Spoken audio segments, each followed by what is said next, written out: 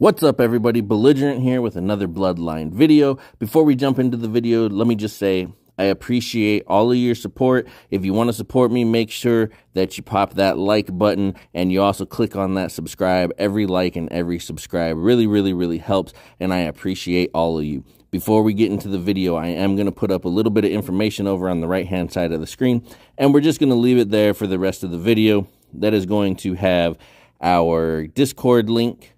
It is going to have a community guild where if you want to come hang out with me and some of the people from our Discord or some of my other supporters, you can jump on over to that server, join up with that guild, and have a blast with us. I'm also going to leave you an invite code. You can pop this into any account that you are previous to stage 320, get some extra rewards, and also going to leave you my Patreon link in case you're interested in other ways to support me. And let's get on with the video.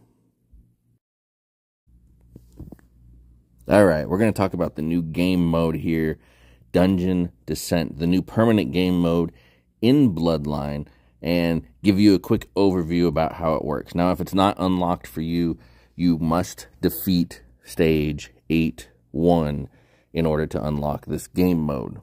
So what we're going to do, we're going to go in here, we're going to read the instructions here, the information. Descend into a mysterious dungeon to search for relics and riches. There are many stages to explore through the dungeon, but as you delve deeper, the monsters will become stronger. Every stage will be guarded by a boss. Defeat it to descend further. You will arrive at a safe zone every 5 levels where you can collect rewards and save your progress. You may only dispatch a single roster of 5 champions each time you delve the dungeon. Your roster cannot be changed during your session. Now, one thing to note, cannot be changed means you can't do marriage and stuff like that while you are in a current dungeon session. Now, you can reset your dungeon session, that will release your champions, or you can complete the dungeon session and that will release your champions. If you are defeated, you can choose to start over from your save point, but you will lose all the progress and rewards you claimed until then. You can also choose to reset the dungeon and start a new session. Resetting your dungeon will not respawn the rewards of already cleared levels, but you can still play through them. So that's a good overview. Dungeon Descent is kind of a dungeon crawler game. It really, what it boils down to is it is a way for us to collect resources, things like rings and the companion favor chests, things that we don't get from other game modes, so to speak. The other nice thing about Dungeon Descent is that it is replayable. So this is the first thing we've actually had that's kind of replayable, where you could theoretically use this to test out new comps, see how they perform, compare their performance. Now, some of this is random, so it's not quite as good as being able to repeat stage 15-5 over and over and over again, but it is at least similar, if not the same, in the fact that we can repeat it, we can use it for testing different comps, things like that. Gives us something that you can always do no matter what your status is in the game. So let's jump into this and take a look at how this is going to run.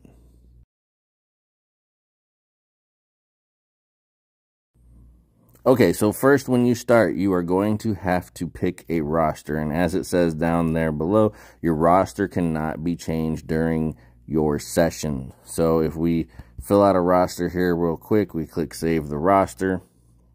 You're going to come into a room like this. Now, this is always randomize your starting point, okay?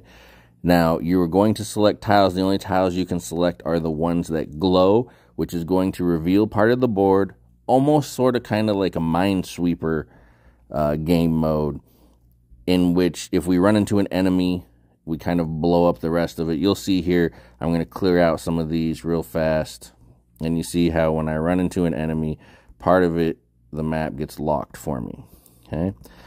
So, we have some of this. Now that I've cleared that and opened it up, let's read and see what we're getting into, though. Dungeon encounters. Common monsters appear in adjacent tiles. They will drop some relic coins or relics when defeated. Elite monsters appear in adjacent tiles. They will drop some relic coins or relics when defeated.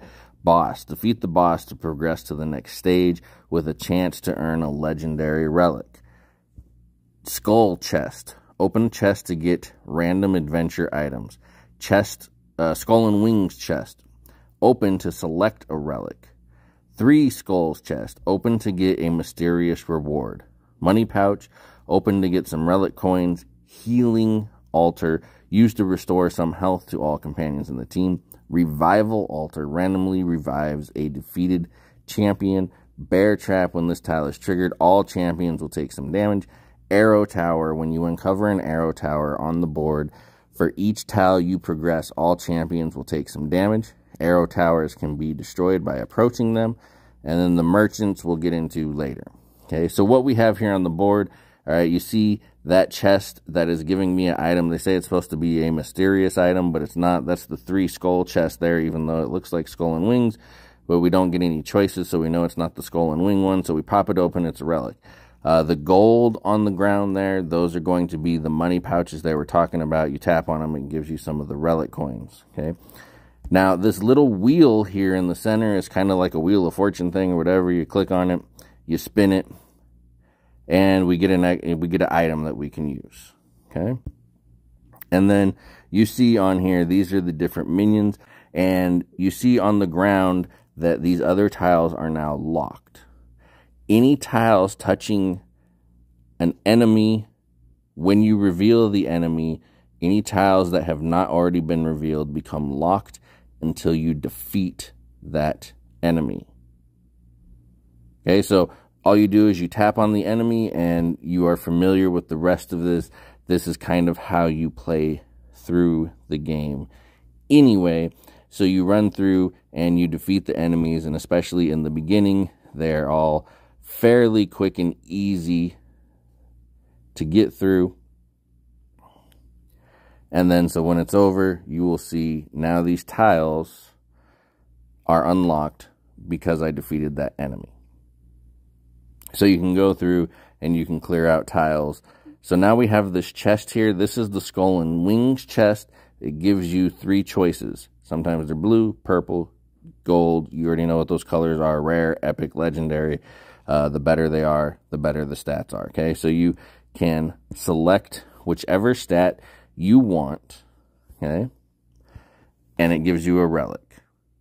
We'll get to relics in just a minute. So now, basically what I do is I just run through and I try to reveal as much of the board as I can, okay. This guy standing over here will give you your choice of 3 champions. Now, these champions get added to your pool. So you see here, let's say I select this female Tide. Now, when I go in to fight a champion, you see there she is. I can take her out and put her in. Now, that becomes important because if one of your champions dies, you cannot use them unless you make it to a revive. So you need these extra champions to fill in the gap. So I would say pick the champions that most closely fit your comp, or if you're in here for testing purposes, pick champions that you want to test with. Okay, so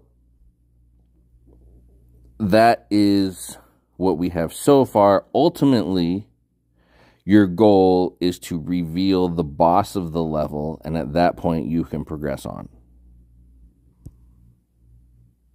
Now, once you have found the boss, which is this guy here with the big spiky shield, he clearly looks bigger than everybody, you can go in. It's going to be a boss fight. It's going to be a little tougher than what you have been facing on the rest of the stage. But once we complete this level, then we can move on to the next floor. It unlocks that door for us to get through. So we're just going to clear these guys out real quick. That was pretty quick and easy. Move on. And now you can see the door to the next floor is open. Now you have 2 choices as far as how to proceed here. Okay. Now you see, before we get into that, you see that the boss dropped a legendary relic. It doesn't always drop the legendary relics. Okay. It's just a chance. So we got a legendary relic. That was good. So you can choose to clear out the entire level, or you can choose to just go as soon as you beat the boss. Now, it's really kind of two different mindsets. You don't get to necessarily keep the relics beyond the dungeon. However, the more relics you have, the more stats, the more buffs, the easier it's going to be. So if you want to clear out this room, you can go on and fight all of the other ones. Even after you fought the boss, you can clear the entire map and get maximum items and relics, or you can just continue on to the next level. Okay, so we now have two bags down at the bottom. We have the relic bag, we have the item bag. So if we go into the relic bag, now that I have some relics, okay, this is going to show you all of the relics you have. Now, the further you get into the dungeon, the longer this list is going to become. Now, I've had some people ask, well, how do I use the relics? You don't use the relics. They're just passive stats that are being attributed to your dungeon crawl. This is just a way for you to track which ones you have and how much you have, things like that. You can also click on the Relic Codex down at the bottom, and this is going to give you a list of all of the different relics that are available for you to get in the game. So you can go through and read through that, maybe try to plan your dungeon run a little better. And then we also have the item bag. The item bag only gives you 6 slots, and you have some usable items, okay? So this item here randomly raises 3 columns, okay? Now, it doesn't work in a scenario like this where I have all of the columns locked. But if we go into this area and I use it before any of the tiles are locked, you see it raised 4 random ones for me. Now, those are all ones I could have just tapped myself, so it's kind of, at this point, not a very useful item. I would just, like, when you start a level, just use it, clear out your bag. Items like this deals damage equal to 30% of the target's max health. Now, there's different levels. This is a rare. They have rare, epic, and legendary, and there's different types of items. This particular one damages your target, and what this means is, so if we deal damage equal to 30% of the target, so we hit use, and then we can pick one of these 2 enemies to hit. So if we hit this one, it will attack him, and then if we go fight him, watch the health bar at the top. When this fight starts, you see he's already 30% low, so that helps you clear this enemy out. Now, there's an item that will instantly remove the enemy off of the board. There's items for healing your champions. All different things to help you get through your dungeon. Okay, so every 5th floor, you're going to come to this room. There's 3 things in this room. There is the rewards chest that's going to give you the rewards for that 5 levels. You have the Relic Shop and the Diamond Shop. So let's look at these. If I pop this chest right here, you're going to get rewards. We got a ring. We got 2 favorite choice boxes and some, whatever they're called, energy potions. And then, so when we come into the Relic Shop, this is where you spend all of the coins that you have collected throughout the levels that you've been playing. You can come in here, you can buy items, relics. So we have a legendary relic here that we can buy if we want to. We have the Crystal of Wrath, but we don't have any more coins at this point. But yeah, so you can come in here, some useful things that you can find in here. But the big one, the big reason for even playing the dungeon at this point is kind of this diamond shop. So there's going to be different levels of rewards that you can find in here. Some of the big ones are like the 80% off rings, so you're getting 10 rings for 1,000 diamonds. That's 100 diamonds per ring. Normally from the shop, they're 500, so great value there. The other ones you can find, even though I don't have them here, are actually the 90% off earrings. The 80% are not as, they don't have the same value. They're worse value than the intimacy packs that we get during the intimacy challenge. Actually, they're called companion packs during the intimacy challenge. So the companion packs you get during the intimacy challenge give you better intimacy than the 80% off earrings, but the 90% off earrings, if you can find them in the dungeon, are the best intimacy value in the game. So if they're at 90%, buy them up. If they're at 80%, I'll leave that to you. It's not far off of what you get from the intimacy packs. I'm sorry, the companion packs during the intimacy event. And then some of the other big things is if you're trying to get a specific companion, you can find favors in here. You also have this choice box, which will give you, it comes in quantities of 5 or 10. It'll give you 5 favors or 10 favors of your choice. Just keep in mind, just note, it does not have the 4 new clans. It doesn't have the Lumi, the Strixbane, the Scorching Fire, or the Nas. So those are not in the chest yet. I don't know if they ever will be, but just know that about that chest. Also, the bouquets, if you value bouquets, 100 diamonds for a bouquet, excellent value there.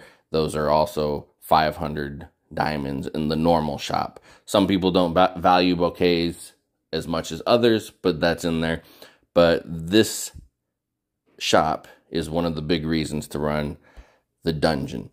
Now, that's basically it for the dungeon. You are going to rinse and repeat in essentially groups of 5. Every 5th level is going to be this level, the reward level. Then you run 4 more dungeon levels, come back to this level. Currently, right now, level 25 is as deep as you can get.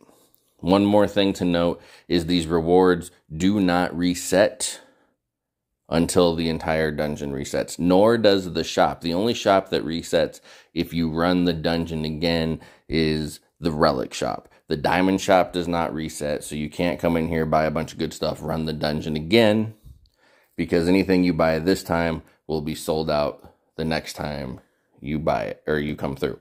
So there is a timer up there at the top where it says time remaining. So when that reset comes around, then all your rewards will be reset, your shops will be reset, and you can run the dungeon and get more rewards. So let me know what you think about the new game mode. I enjoy it. I think it's a great option for us to kill some time, to practice comps, to try out new champions, and most importantly, to get some of those resources that were previously hard to get, especially with the Vigor system coming in. Rings are now, rings for 100 diamonds, great value over the 500 diamonds that we were having to spend before. So all in all, I think Dungeon Descent was a success. But let me know what you think about the new game mode. Comment down below, like, subscribe, tell a friend. I'm Belligerent. Peace.